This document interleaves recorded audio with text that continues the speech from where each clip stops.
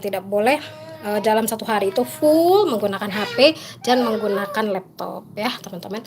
Nah pada saat yang keempat, pada saat menggunakan laptop atau HP, pastikan mata dalam keadaan fit, artinya tidak dalam keadaan mengantuk, jangan dipaksa, lalu tidak dalam keadaan mata sakit, misalnya merasa merah, merasa perih, merasa ada debu, jangan dipaksa untuk menggunakan handphone atau menggunakan layar dari komputer tersebut ya.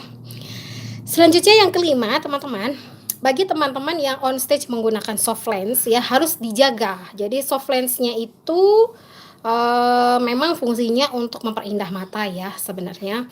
Jadi untuk menambah estetika, tetapi penting juga untuk diperhatikan higienitasnya. Jadi kesterilannya. Jadi jangan sampai softline yang kita gunakan juga tidak steril teman-teman, karena itu juga akan berarti ada kuman yang akan masuk ke dalam mata kita, itu juga nanti akan menyebabkan infeksi sehingga mata kita biasanya merah ya. Selanjutnya softline-nya juga digunakan dalam jangka waktu tertentu, tidak boleh lebih dari 6 jam, kalau bisa ya sekitar 2-4 jam saja per harinya ya. Dan kalau bisa nggak usah terus-terus, nggak usah setiap hari digunakan gitu ya. Segera lepas kalau misalnya sudah mata merasa ada perih, terus berair, segera dilepas saja ya. Tanpa softline pun insya Allah teman-teman akan tetap terlihat cantik dan tampil prima ya. Dan selanjutnya softline-nya juga harus dilihat ya teman-teman. Itu nanti per 6 bulan itu kan harus diganti, sudah tidak boleh digunakan lagi. Nah kalau misalnya digunakan terus menerus, jangan menunggu benar-benar sampai 6 bulan. Jadi kalau sudah berubah bentuk, jadi baunya, jadi ketika dipakai juga di mata ada rasa mengganjal, maka itu sudah tidak layak, maka segera ganti dengan yang baru. Itu untuk penggunaan soft lens ya teman-teman. Nah selanjutnya yang keenam, ya bagi teman-teman yang suka rias atau suka make up, itu juga harus memperhatikan kesehatan mata. Karena biasanya itu para mua atau kita sendiri juga melakukan manipulasi yang banyak di daerah mata. Manipulasi yang saya maksud mana?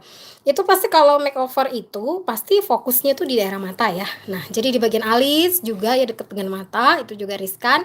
Lalu ada eyeshadow-nya di sebelah sininya teman-teman. Lalu ada eyelinernya di bagian atas mata. Lalu biasanya ada cilaknya di sini ya, pensil alisnya ya di sebelah sini. Lalu ada maskaranya juga gitu ya. Belum lagi yang lain-lainnya yang digunakan ya. Itu biasanya bisa sampai 10 item yang digunakan. Nah itu biasa manipulasi yang banyak dilakukan oleh mata akan menyebabkan mata kita itu akan menjadi lelah dan capek gitu. Jadi kalau misalnya sudah lelah banget jangan dipaksa. Jadi make up senaturalnya saja ya. Kalau misalnya masih kuat dan masih sehat dan masih pengen benar-benar pengen benar-benar bagus ya silakan, tidak masalah gitu. Tetapi teman-teman juga harus memperhatikan jangan sampai pada saat penggunaannya juga terkena mata ya. Lalu tiba-tiba mata tuh di bagian dalamnya kemasukan. Jadi misalnya kemasukan bola-bola halus ya dari misalnya sikat dari bulu matanya, atau misalnya pada saat penggunaan bulu matanya itu nempel banget sehingga sakit atau ketusuk misalnya, itu juga penting untuk diperhatikan. Jadi jangan sampai teman-teman pengen terlihat cantik, terlihat benar-benar on banget gitu ya, tetapi tidak memperhatikan kesehatan dari mata teman-teman. Jadi maksain banget itu jangan ya.